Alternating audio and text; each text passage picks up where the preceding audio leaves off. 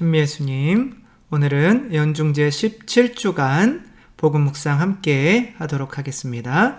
성부와 성자와 성령의 이름으로 아멘. 네, 하루도 잘 지내셨죠? 오늘 복음 내용은 우리가 뒤에서 보듯이 예수님께서 당신의 고향 나자렛으로 찾아가셨는데 나자렛 사람들은 예수님을 받아들이지 않고 심지어는 죽이기까지 하려고 했죠. 요즘 시대에는 나자렛 사람과 같이 예수님을 받아들이지 못하는 사람들이 있는가요? 없는가요? 있죠. 그래서 이 내용을 우리가 잘 이해를 해서 이때의 나자렛 사람들처럼 되지 않게 우리가 잘 처신해야 되는데, 도대체 나자렛 사람들은 어떠한 이유로 예수님을 받아들일 수가 없었는지를 오늘 한번 묵상해 보면 좋을 것 같습니다. 이들이 예수님을 받아들이지 못한 이유는 예수님께 이렇게 이야기를 했습니다. 당신은 목수의 아들 아니냐는 거죠. 근데 예수님은 지금 누구의 아들로서 살아가고 계신 거예요? 하느님의 아들로서 살아가고 계신 거죠.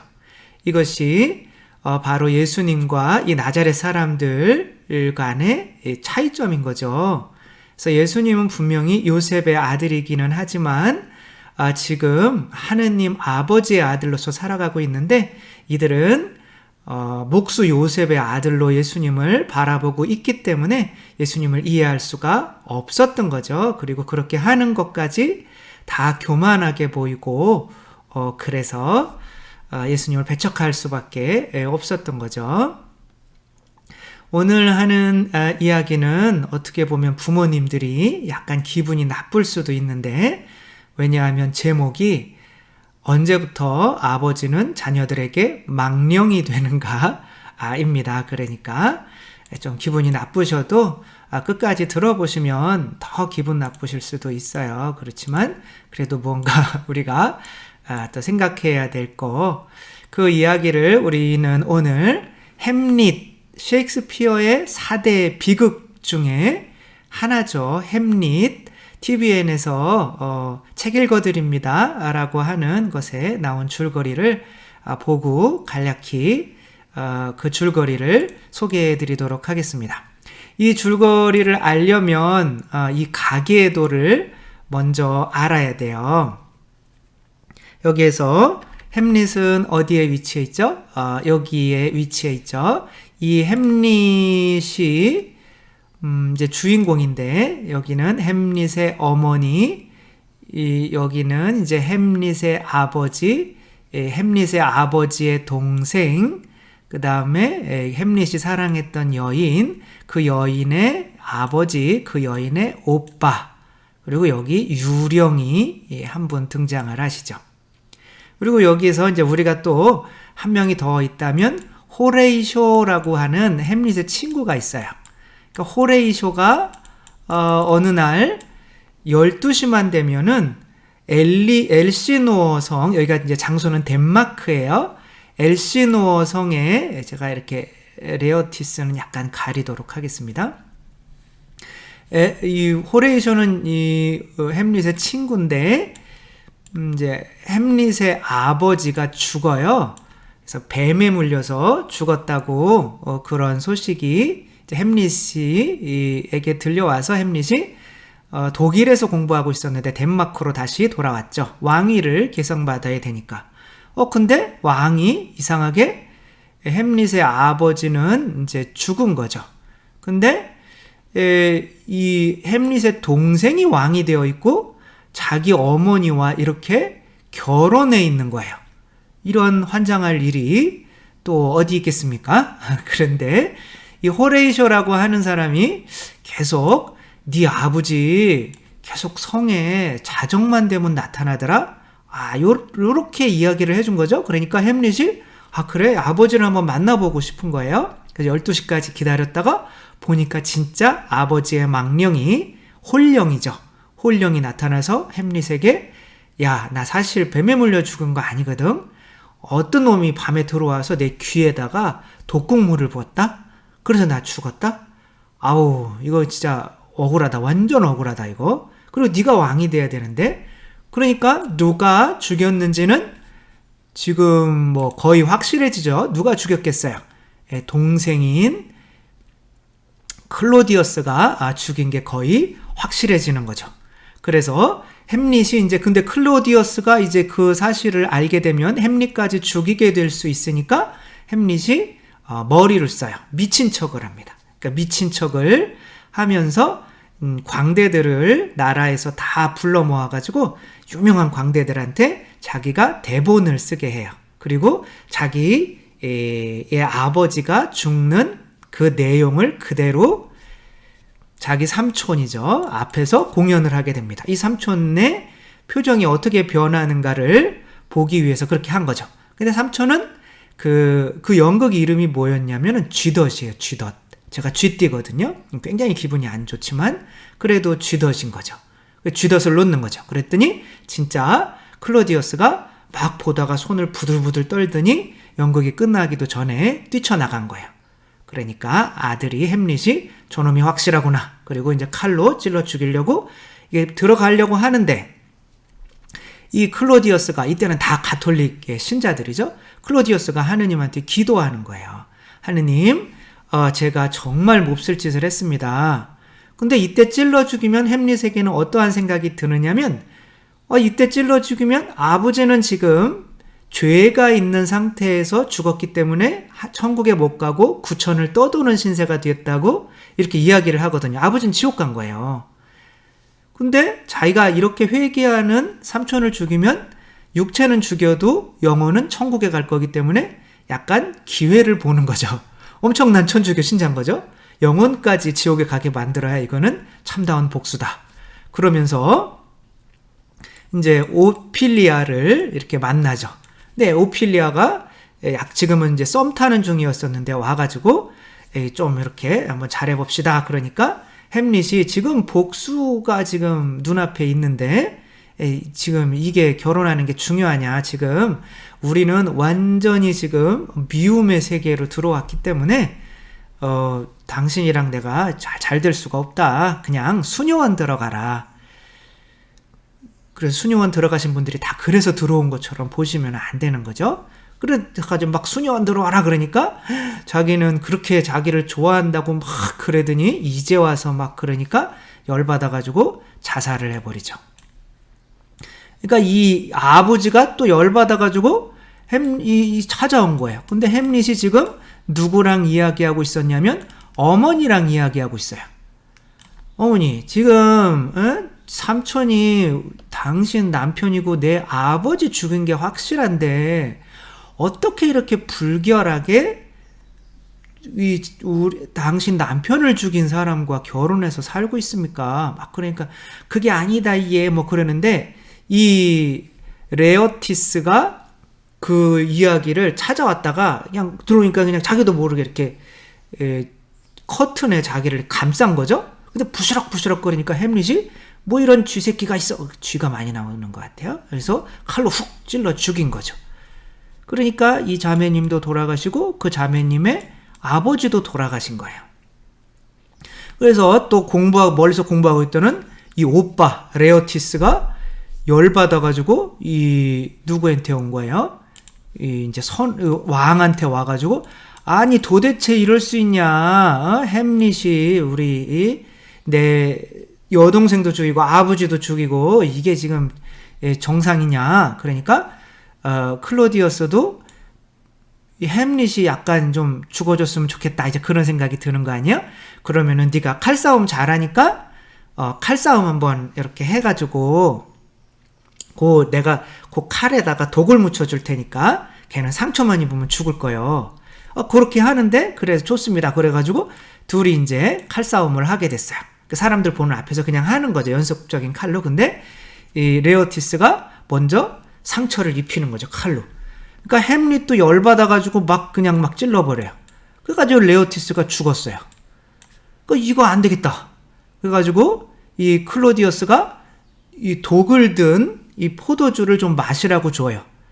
근데 마침 햄릿의 땀을 닦아주고 있던 왕비가 벌써 죽었네요? 이거 X하면 안 되는 건데. 아무튼 이분이 땀을 닦아주고 있다가 그 포도주를 자기가 마시고 자기가 죽어요. 그러면서 여기 독 탔네? 그러니까 햄릿이 아니 독을 탔어 나한테? 그러면서 그때 이제 클로디어스를 죽이죠. 그 다 죽고 이제 자기도 아까 독 맞은 그 상처를 입었으니까 자기도 죽어가는 거예요. 그랬더니 이제 이 모든 일이 이 호레이쇼라고 하는 이게 누구예요? 폴로니어스가 여기 아까 이게 폴로니어스가 죽었어. 이게 아빠인 거죠. 복잡하네요. 아무튼 다 죽어요. 그래야 속이 시원하잖아요. 비극이잖아요. 그래서 다 죽어.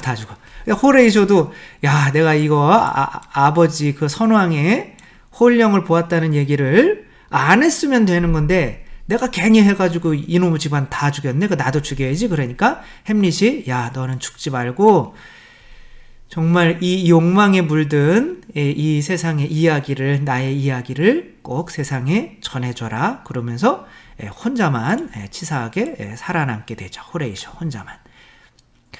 자 여기에서 나자렛 사람들이랑 조금 비슷한 사람은 누구일까요? 나자렛 사람이랑 비슷한 사람 바로 햄릿인 거죠. 햄릿은 왜 나자렛 사람들이랑 비슷하게 됐어요? 왜 하느님은 용서하라는 거죠. 그렇죠? 왜 용서를 받아들이지 못했어요? 누구 때문에? 바로 아버지의 홀령 때문에, 망령 때문에. 그러니까 나자렛 사람들도 지금 뭐예요? 부모님, 아버지를 소중하게 여겨야지 아버지 어머니를 버리고 지금 나돌아다니는 요셉이, 그러니까 나자렛 사람들은 요셉이 아니라 예수님을 한 가족이라고 생각하면 좋을 것 같아요. 그때 당시에는 시족사회 비슷하게 살고 있었기 때문에 가족인 거예요. 한 가족인 건데 우리 가족들 너희 아버지가 나야. 근데 나를 버리고 지금 어디로 돌아다니고 있는 거니? 이렇게 이야기하고 있는 거예요. 근데 예수님은 누구예요? 아버지는 하느님이신 거죠. 그러니까 30살까지 아버지께서 키워주셨다면 되는 거죠. 근데 30살 이후에도 이 아버지들이 나를 지배하려 든다고 하면 그때부터는 어떻게 되는 거예요? 하느님의 뜻을 따르지 못하게 만드는 망령이 되어버리는 거죠. 빈센트 반 고흐라고 하는 사람이 있죠. 이 빈센트 반 고흐가 이 아버지는 엄청나게 무서운 사람이었어요. 목사님이었고 선교사였는데 고흐도 그렇게 되기를 원했죠. 그러니까 고흐가 아버지의 뜻대로 막 살아가는데 아버지가 돌아가시기 전까지는 그림을 그리고 싶어도 아버지가 그림 그리는 거를 원하지 않고 선교사가 되는 거를 원하셨기 때문에 이 그림 그리고 있는 것에 대한 죄책감이 아버지가 살아계실 때는 계속 지속되는 거예요. 그러니까 올바른 그림이 안 나와요. 자기 삶으로 나아가고 싶어도 아버지라는 존재 때문에. 근데 아버지가 죽고 났더니 그때부터는 이 사람 그림 아무도 안 사줬거든요. 근데 그냥 하루에도 8편씩 그리고 그림이 쏟아져 나오는 거예요. 창작력이. 그러니까 아버지라고 하는 것은 우리가 아이들이 나 저 정도만큼 컸으면 좋겠다라고 하는 우리가 코이라고 하는 물고기 있잖아요. 자기 어항의 크기에 따라서 자기의 몸의 크기를 결정하는 거예요. 이만큼 있으면은 5cm 자라고 더 큰 그릇에 있으면은 10cm, 100cm 자라고 더 큰 그릇에 있으면은 1m 50 이렇게 자라고 같은 물고기인데 자기가 몸을 담고 있는 이 그릇 그게 아버지라는 존재거든요. 그러니까 그 그릇이 분명히 어느 정도까지는 있어줘야 돼요. 그래서 어느 정도가 크면 이제 아이들이 성인이 됐다면 이 아버지들은 이제 물러나서 너희의 진짜 아버지는 하느님이야 라고 하느님이라는 그릇 속에 살게 해야 되는데 유태인들은 그렇게 하잖아요. 나 언젠가는 이 아빠 엄마 사라진다. 근데 너희 진짜 아빠 엄마는 하느님 아버지야. 이렇게 하니까 하느님 아버지. 그러니까 햄릿이 하느님을 아버지라고 여기고 있었다면 하느님은 원수를 갚으라고 그러셨을까요? 용서하라고 그러셨을까요? 용서하라고 그랬겠죠. 근데 햄릿의 아버지 이 선왕이 끝까지 어떤 일정한 나이가 지났는데도 이 아이를 지배하려 드는 거예요. 그때는 살아 있어도 망령이 되는 거죠. 그래서 지금 우리나라나 이 부모 가장 큰 문제가 바로 아이들이 연령대가 지나서 이제는 더 커야 되는데 그 아이들을 자기들의 그냥 조그만 그릇에 가두어 놓으려고 하는 게 가장 큰 문제인 거죠. 부모님들은 진짜 아이들에게 존경받고 모든 것이 비극으로 끝나지 않게 하려면 아이들의 진정한 아버지를 하느님, 진정한 어머니를 성모님이라고 완전히 믿게 해서 이제는 그 그릇 안에서, 그 틀 안에서 살게 만들어줘야 되는 것이 부모님의 의무인 거죠. 근데 그때가 지났는데도 아이들이 부모의 뜻에 따라 살고 부모의 그 틀 안에 갇혀있게 부모님들이 만든다면 이제는 부모님들이 그 아이에게 햄릿의 아버지처럼 이제 망령이 되어버리는 거죠. 그런 식으로 그런 틀 안에서 살고 있었던 사람들이 나자렛 사람들이었던 거죠. 그러니까 나자렛 사람들은 하느님을 아버지라고 받아들이는 예수 그리스도를 인정할 수가 없는 거예요. 어떻게 하느님을 아버지라고 하냐? 너희 아버지가 요셉이 있고 어머니가 마리아가 있잖아.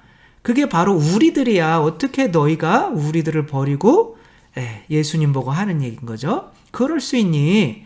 라고 하니까 예수님께서 예언자는 자기 고향에서 사랑을 받지 못한다. 고향이라고 얘기하는 이 고향은 뭐냐면 부모님인 거예요. 너는 내 아들이어야 돼. 네가 누구를 따르니? 라고 너는 내 거야 라고 하고 있는 이 모든 부모님들을 대표하는 거죠. 나자렛 사람들이.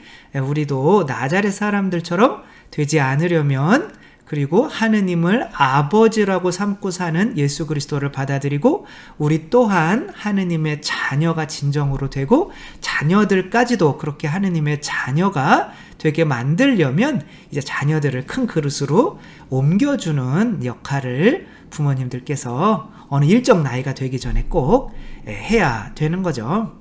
유태인들은 12살 이전에 반드시 하죠. 사춘기 되기 이전에 그렇게 해줘야 되는 거죠. 그래서 주일학교 교육이 참 중요한 것 같아요. 예수님께서 예언자는 자기 고향에서 사랑을 받지 못한다. 여기서 예언자는 이제 하느님을 아버지라고 삼고 그 틀 안에서 그 뜻 안에서 살아가는 사람을 뜻하는 거죠. 그 예언자는 자기 고향이라고 하는 거는 자기들을 아버지, 어머니라고 여겨달라고 이렇게 주장하는 사람들을 의미하는 거죠. 거기에서는 환영을 받을 수가 없는 거죠. 우리들 어떤 일정한 나이가 지났는데도 자녀들을 자기의 것으로 이렇게 하려고 하는 사람들은 햄릿의 아버지처럼 망령이 되어버린다는 거 잊지 않으며 아이들이 일정한 나이가 되기 전에 반드시 아이들의 아버지를 하느님, 어머니를 성모님이라고 하는 그 굳건한 믿음, 그 틀 안에서 살아갈 수 있는 그 믿음을 반드시 주는 우리 모두가 되었으면 좋겠습니다. 주님께서 여러분과 함께 전능하신 천주 성부와 성자와 성령께서는 여기 모인 모든 이에게 축복을 내리시어 길이 머물게 하소서. 주님을 찬미합시다. 하느님 감사합니다. 성부와 성자와 성령의 이름으로 아멘. 네, 감사합니다. 사랑합니다.